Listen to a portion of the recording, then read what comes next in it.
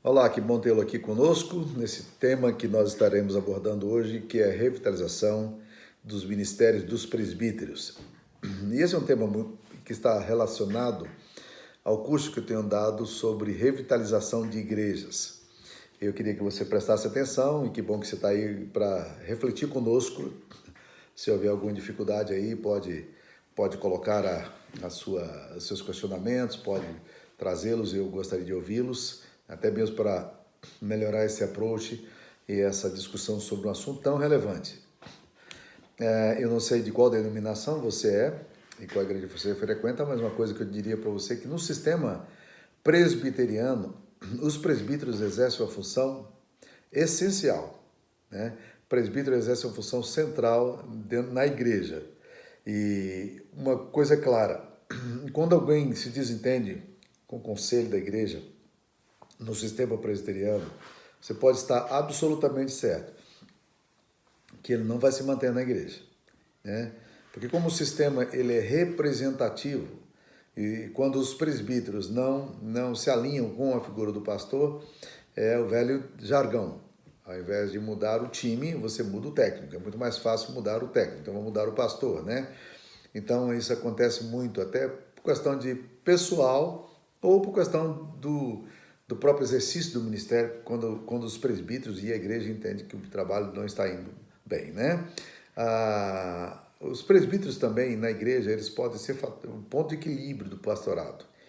Você pode ter presbíteros que sejam homens sérios, amados de Deus e firmes na palavra, sólidos em teologia, e que eles amam os seus pastores, eles protegem os seus pastores, têm uma cultura de honra na sua igreja, e eles cuidam do seu pastor, dos seus pastores, da liderança. Ou você pode ter também, no conselho da igreja, homens que são competitivos demais, ou homens que são críticos demais, ou homens que são duros demais, legalistas demais no julgamento. E isso acaba criando uma série de problemas para o pastoreio, né? E o fato é de que em muitas igrejas nenhum pastor para. E quando você vai estudar a história dessas igrejas, você percebe que há, na maioria das vezes, uma figura central de um líder que é um líder problemático. E esse líder é um presbítero e ele assume essa posição. Ao mesmo tempo, também, quando você vê igrejas indo bem, você pode estar certo de que há um corpo de presbiterato bom, sério, maduro, equilibrado ali, que dá o tom e mantém a igreja no equilíbrio que ela precisa ter e no cuidado que ela precisa ter, né? As escrituras sagradas são muito claras sobre a questão do ofício do presbiterato. E é curioso olhar nas escrituras sagradas e perceber que a igreja de Cristo, no início, ela não tinha essa figura de presbíteros. Leia lá em Atos, logo no início. Não há presbíteros na igreja. Aliás, não havia também diáconos. A igreja estava se formando. O diaconato, ele está muito claramente expresso lá em Atos capítulo 6, que ele surgiu de uma necessidade da igreja, porque havia ali naquela igreja uma murmuração de um grupo de pessoas dos gentios que estavam se sentindo discriminados ou colocados de lado pela liderança da igreja judaica. E é uma acusação muito séria isso aí, né?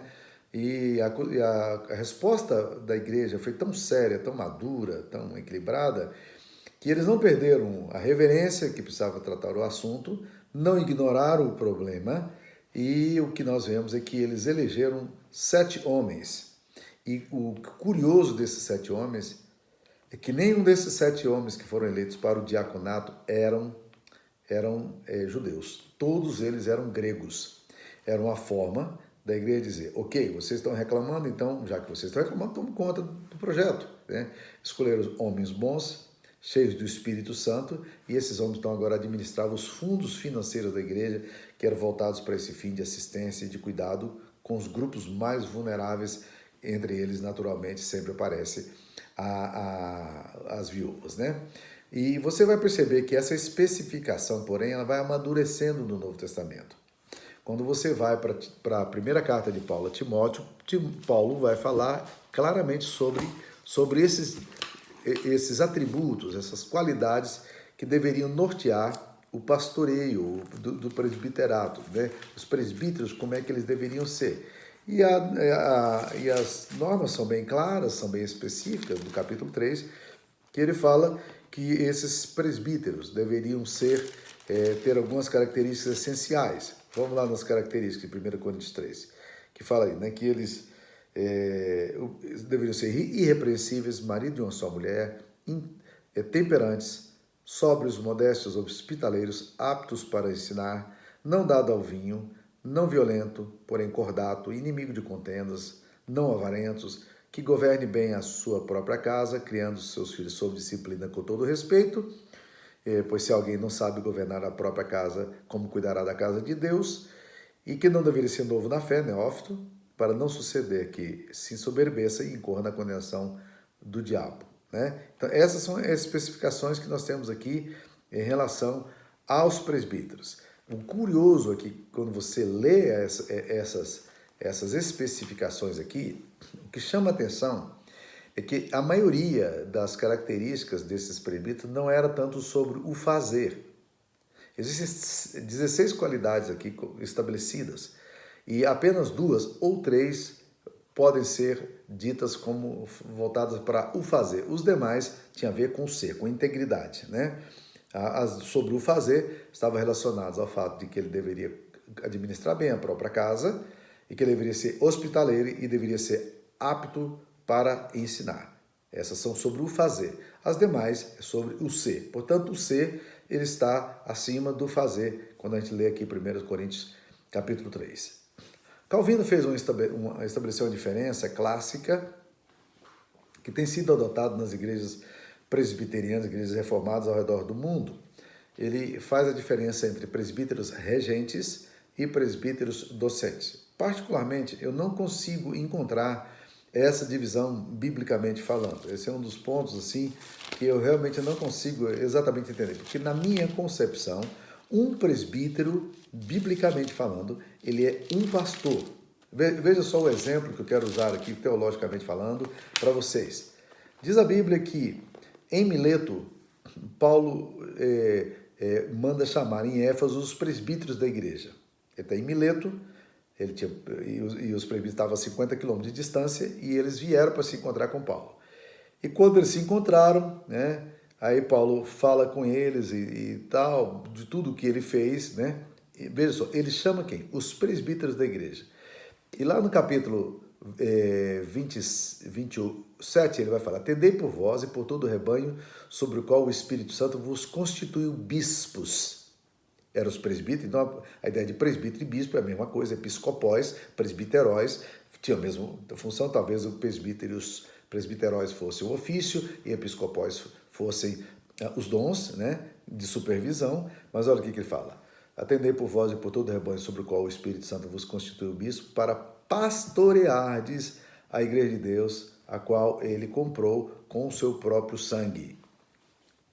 Os presbíteros são chamados para pastorear a igreja de Deus, de acordo com Atos 20, né?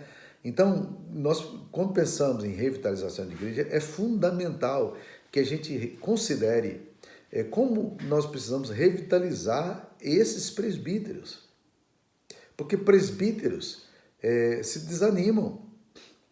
Presbíteros, às vezes, vivem em determinados contextos onde os conflitos são tão grandes que eles começam a ficar desencorajados na sua função.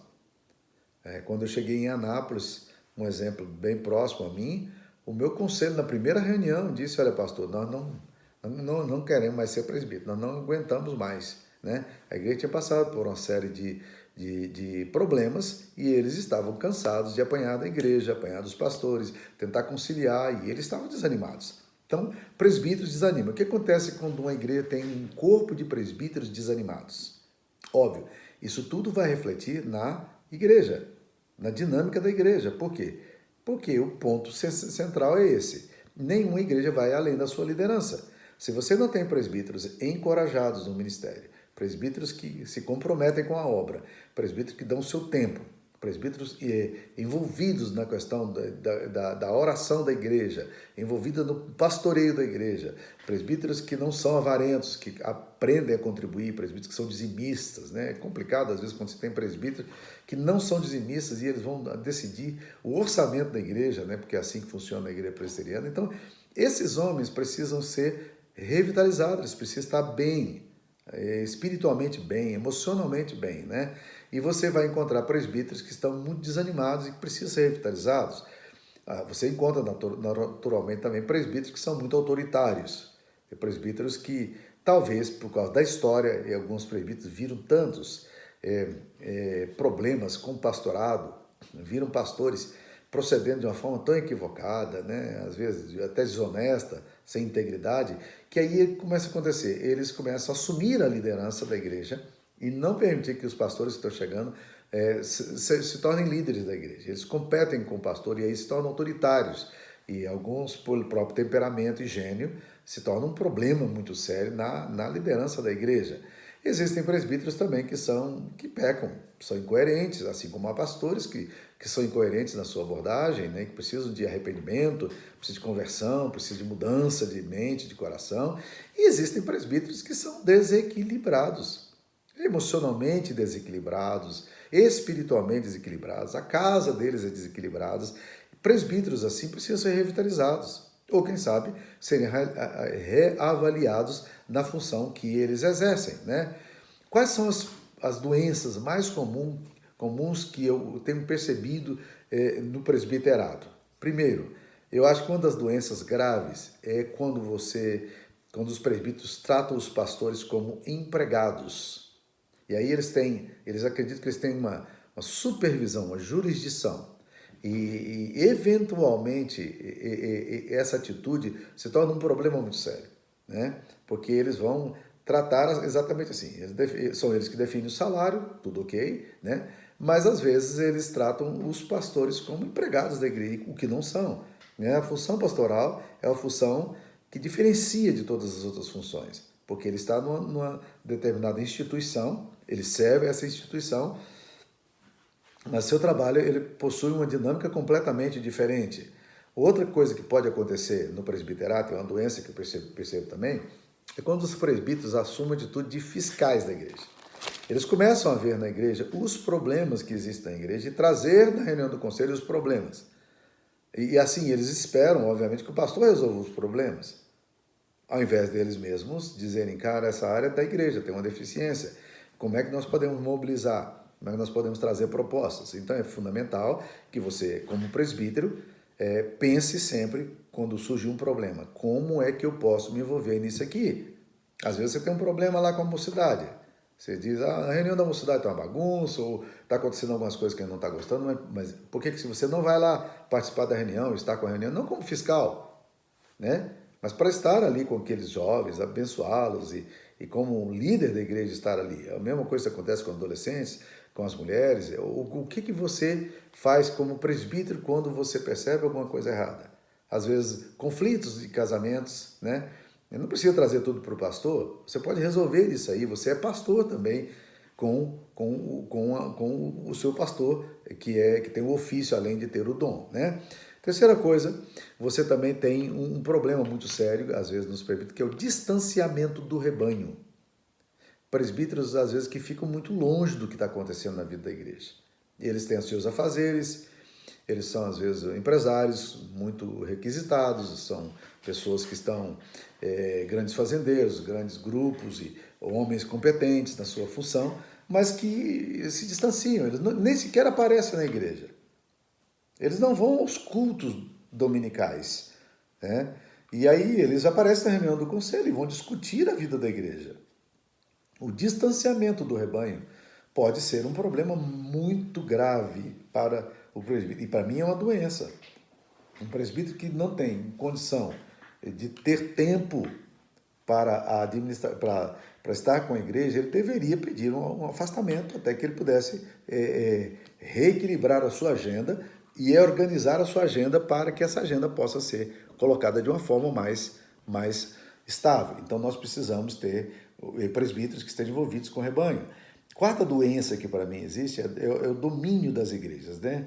Eles não querem pastores humildes, mas eles querem pastores humilhados.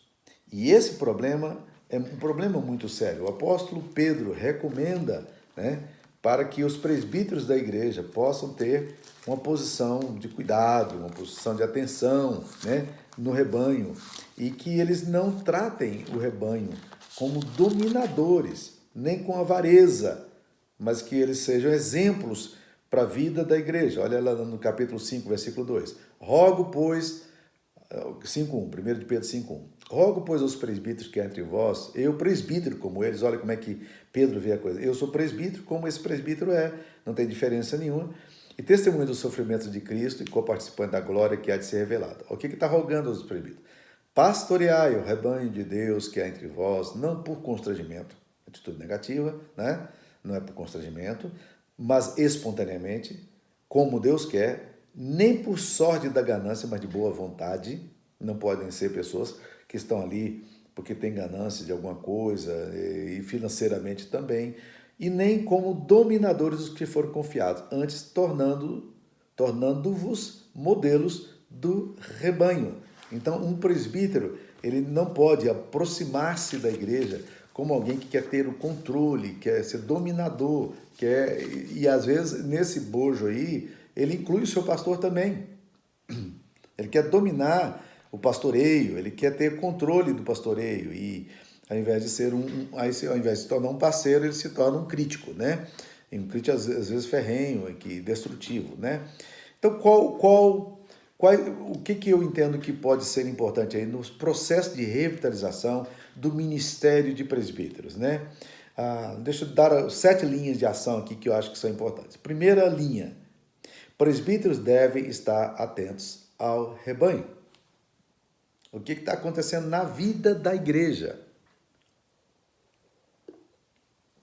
Não podem ser pessoas distantes, nem alheias à vida da igreja, mas pessoas que estão olhando para a comunidade. Há muitos problemas para administrar, muitos problemas familiares, muitos problemas com adolescentes, muitas necessidades no departamento infantil. O que nós, como presbíteros, precisamos fazer? Estar atentos a isso aí. Isso é bom, um presbítero ir lá no departamento infantil ver o que está acontecendo, o presbítero ligar para uma pessoa da igreja que não está aparecendo, né? O presbítero encorajar a junta diaconal, ou quem sabe até participar da junta diaconal, eventualmente, numa reunião, né? Assim, estar atento ao rebanho, né? E é muito bom quando você pega um presbítero que tem este coração, sabe? Isso ajuda muito o pastoreio da gente. Segundo, coisas que eu acho que são importantes no processo de revitalização. Presbíteros devem amar a palavra. Na verdade, os presbíteros devem ser os guardiões doutrinários da igreja. Quando um presbítero decide não ser o guardião da doutrina, quem vai guardar? Então, se é uma função que os presbíteros precisam ter, é de cuidar de que a igreja doutrinária e liturgicamente seja protegida.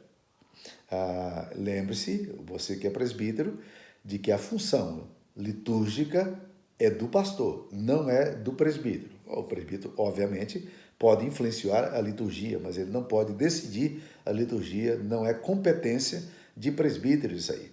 Então, mas os presbíteros devem amar a palavra e cuidar para que o que está sendo ensinado na igreja seja de fato bíblico. O presbítero tem que se assustar quando alguma coisa é dita erroneamente e tem que tratar essa questão com seriedade, tá? Terceira coisa que eu falaria nesse processo de revitalização é que presbíteros devem buscar o bem da sua igreja local e da sua denominação. Deixa eu pensar aqui no bem da sua igreja local. Algum tempo atrás, eu acompanhei um caso de uma venda de um terreno de uma igreja, era uma área muito boa, e que esse presbítero era um político, e esse presbítero, o que ele fez? Ele conseguiu convencer o conselho para vender a propriedade da igreja, mas assim, na verdade foi uma doação, né, de uma propriedade da igreja para a cidade, né? E eles doaram uma quadra da igreja, eles tinham 2 quadras, doaram uma quadra da igreja para fazer uma praça, tá? Eu entendo perfeitamente que é bom uma praça numa cidade, Mas a prefeitura já dispõe em todos os loteamentos que ela faz desse tipo de coisa. E uma prefeitura não vai dar uma propriedade para a igreja, tá? Então você tem que cuidar da igreja local, a finança da igreja local, né? Tem que cuidar para saber como é que estão as coisas, o recurso financeiro, a aplicação do dinheiro, essas coisas um presbítero precisa estar atento. E tem que cuidar também da denominação, não apenas da igreja local. Por isso que presbíteros participam das reuniões dos presbitérios, onde eles também eventualmente precisarão cuidar de outras igrejas que estão passando por um processo de desintegração e esfacelamento, e essas igrejas precisam ser cuidadas. Os braços da atuação do presbítero vão além de uma igreja local, ele cuida da denominação, né? Ele cuida do bem da igreja. Algum tempo atrás eu estive em São Luís do Maranhão e fiquei hospedado num hotel muito bom, né? Fui colocado ali, um hotel luxuoso e tal, e o pastor falou, não, é um presbítero da igreja, que é um homem que é dono desse hotel. Ele não é da nossa igreja local, mas ele é da igreja presbiteriana, e ele é quem cede esse espaço, cedeu esse espaço aqui para nós. E esse homem, aí ele falou para mim, esse homem, ele livrou, com seus conhecimentos técnicos na área jurídica, ele livrou o Mackenzie de uma penalidade de R$ 1 bilhão. Por causa, ele não cobrou nada da igreja, ele cuidou da igreja dele. Eu acho que essas coisas são muito importantes. A gente precisa estar atento para proteger quando a gente vê que alguma coisa vai ruim até em outra igreja. A gente pode, com graça, com sabedoria, com influência, com o nosso expertise, ajudar isso aí, né? A quarta coisa que eu diria no processo de revitalização é que presbíteros devem ser contribuintes fiéis. Eu não consigo, de forma alguma, entender que um presbítero que avalia as finanças da igreja, ele não contribua. Eu acho que é uma incoerência ele discutir o orçamento da igreja quando ele não é um fiel dizimista. Como é que um presbítero desse se sente autorizado para desafiar a igreja a cooperar generosamente com a sua comunidade? Presbíteros, guarde bem o que eu vou falar. Igrejas que têm presbíteros fiéis são igrejas fiéis, porque esses presbíteros se sentem autorizados espiritualmente, é uma questão de princípio de autoridade espiritual, para influenciar também outros membros da igreja, encorajar outros membros. Se ele não faz isso, ele não tem autoridade espiritual para poder exortar o irmão, encorajar o irmão a fazer isso aí, tá? Sexta coisa que eu diria, quinta coisa, sei lá, né? Eu acho que é a quinta, né? Presbíteros devem ser modelo. Modelo. É interessante, né? Tanto Pedro quanto Paulo a Timóteo, colocam essas coisas de uma forma muito clara, que os presbíteros devem ser modelos do rebanho. E modelos aqui implica até no casamento, né? Por isso que um presbítero não pode ser um homem que tem uma vida familiar desregrada, cujos filhos sejam desregrados. Algum tempo atrás surgiu uma discussão teológica sobre se um pastor, ele poderia, o pastor divorciado poderia permanecer no ministério. E vários pastores pensam de forma diferente. Acredito que não. E eu defendia a ideia de que sim, porque temos que julgar o que leva a pessoa ao divórcio, né? Às vezes a mulher que é translocada e toma uma posição doida ou adultera e não quer retornar ao casamento, e aí como é que faz, né? Mas eu disse, mas ao mesmo tempo, a gente às vezes não avalia o fato de como é que estão os filhos desses pastores. São homens de Deus? Amam a palavra de Deus? Esse é um princípio que nós precisamos ter, o princípio de modelo.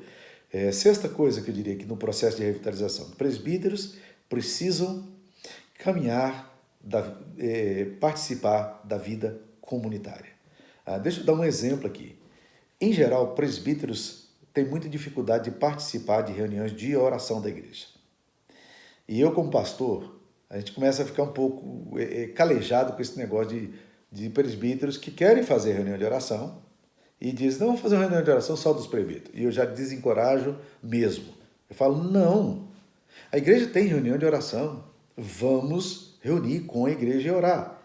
Eu creio particularmente, eu ouço bem o que eu vou falar, eu creio particularmente que igrejas cujos presbíteros ajoelham em conjunto para orar, elas experimentam uma vitalidade sobrenatural. Grandes avivamentos aconteceram porque Deus despertou o coração de algumas pessoas, entre eles alguns líderes, que juntos, comunitariamente, decidiram orar. Então eu creio muito no poder da oração, da liderança da igreja junto. E assim é uma coisa que no meu ministério, lamentavelmente, eu nunca consegui ver presbíteros participando de uma forma mais efetiva nas reuniões de oração. Eles sempre participam muito bem das reuniões de administração, decisões administrativas, mas quando se trata da reunião de oração, eles têm enorme dificuldade para fazer isso. Bem, na verdade nós temos dificuldades para orar e tem que admitir isso aí, né? E por último, no processo de revitalização, eu diria não apenas um envolvimento comunitário, e o sétimo ponto que eu colocaria aqui é oração individual, vida devocional. Né? Homens que amam a palavra de Deus, né? Que estudam a Bíblia, eles gastam tempo com as escrituras sagradas, e homens que também oram, né? Individualmente. Então, como revitalizar o ministério de presbíteros? Falei do processo da revitalização, eu queria agora dizer como revitalizar, aspectos bem práticos que eu gostaria de trazer aqui para vocês, né? Presbíteros deveriam, bem praticamente, eu diria que para a revitalização tem um aspecto que você talvez não vá concordar comigo.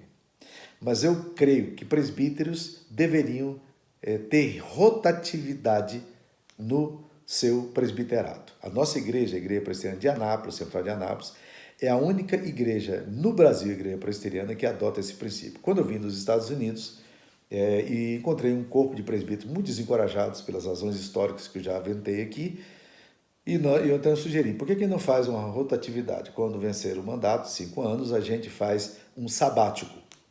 E essa ideia caiu no gosto de toda a igreja, de todos os presbíteros, de todos os diáconos, que nossa igreja venceu o mandato, um ano sabático. Né?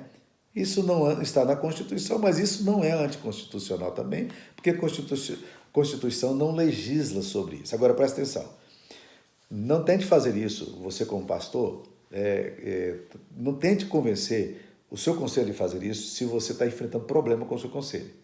Porque o conselho vai entender isso como conspiração.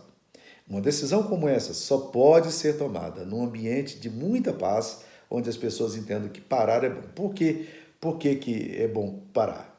É porque quando você para o presbiterato, você dá a oportunidade para que novos líderes brotem na igreja. Às vezes a liderança da igreja está na mão de um grupo de presbíteros que vai 20, 30 anos. E não é inteligente, não é sábio, não é alguma coisa boa para a igreja ter um conselho ou uma liderança que não se renova. Uma característica de uma igreja revitalizada é de uma liderança se renovando. E a rotatividade, esse sabático, né, ele é fantástico para que a igreja, para que haja uma liderança sendo renovada. Segundo aspecto prático que eu queria colocar para você aqui, que presbíteros deveriam receber treinamentos. Né? Muitos presbíteros fogem disso, ou talvez não existam canais para isso também. Né? Eu espero que essa aula que eu estou dando aqui possa ajudar alguns conselhos aí a refletirem sobre esse assunto. Quem sabe, se você é presbítero, ouve isso aqui, ou se você é seminarista, pastor, ouvindo essa palestra, disse, cara, seria interessante que os presbíteros da nossa igreja ouvissem. Mas, por exemplo, por que presbíteros não vão para treinamentos? Às vezes o presbitério, sínodo, a região, ou a própria igreja agora, a igreja tem feito isso aí, né? Reunião de APECOM, treinamentos e tal. Você pode encontrar isso virtualmente hoje, assim, com muita disponibilidade, né? Então, presbíteros deveriam receber treinamento. O presbítero deveriam ir para participar e ouvir coisas novas e perceber novas possibilidades e trabalhar em cima dessas novas possibilidades. Terceiro aspecto prático que eu diria, e agora aos pastores que estão ouvindo essa palestra, é o seguinte. Eu vi isso do Edson Queiroz, que é o pastor da Cidade Viva, lá da Paraíba. Ele nos surpreendeu em 2012, num congresso do CPI, quando ele falou para todo mundo, leve seus líderes para passear. Né? Parecia uma proposta muito tosca, né? Mas na verdade fez todo sentido no meu coração.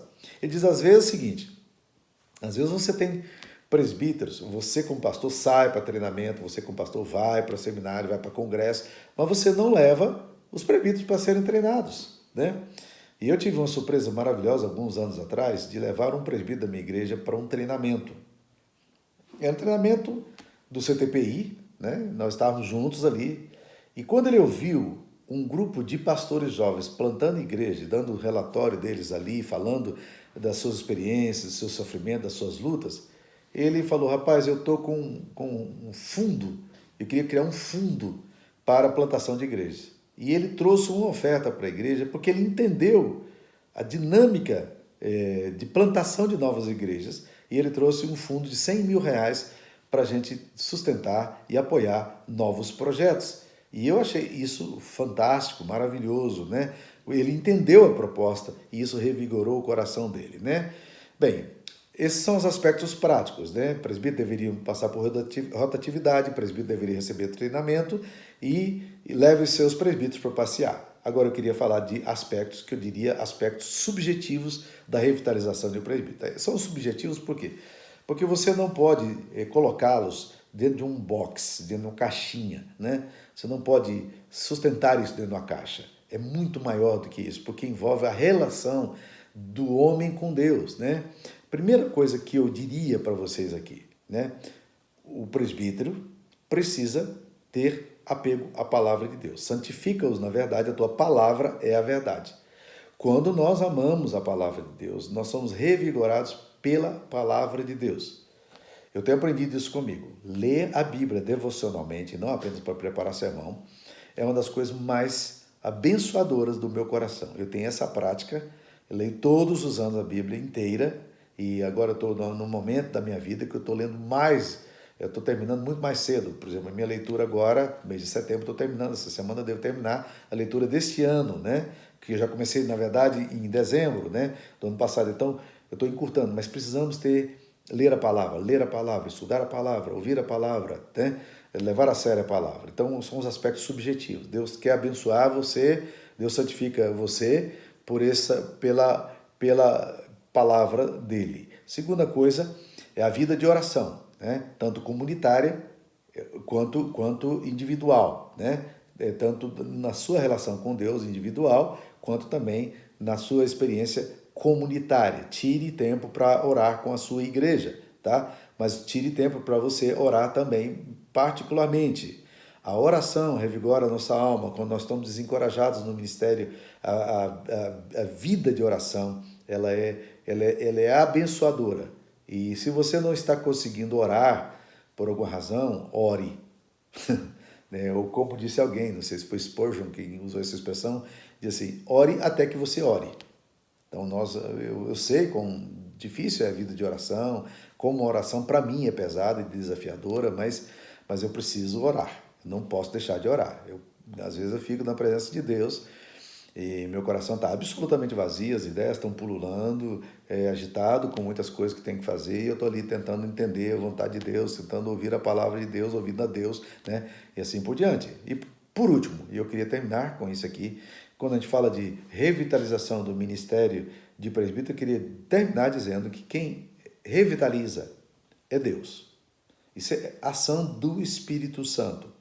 Nós podemos fazer as nossas disciplinas espirituais, de oração, de jejum, né? De fidelidade, essas coisas todas, de leitura da palavra, mas a obra de revitalização é do Espírito Santo. O Espírito precisa fazer alguma coisa no nosso coração. E nós precisamos pedir ao Espírito de Deus para que ele nos renove. Restaura no Senhor. Restaura no Senhor.